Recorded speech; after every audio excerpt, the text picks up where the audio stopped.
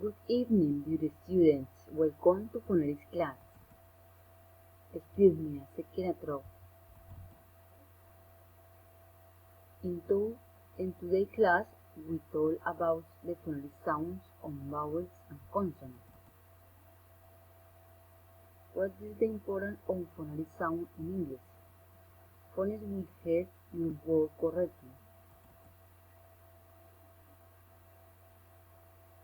These the symbols in IPA. Vowels, diphthong, and consonants. The vowels, example, sheep, shed, good, bed, teacher, beer, door, cat, up, far, on. Now repeat after me. Sheep, shed, good, shoot, bed, teacher, beer, door, cat, up, far, on.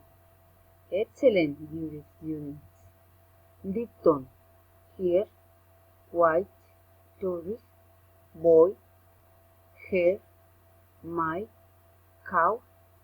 The consonant, the peep, what, tea, dog, cheese, June, car, go, fly, video, think, this, see, zoo, shall, television, now, think, hat, love, wet, wet, yes. They can write me. This is all for today. Thank you so much. Bye bye.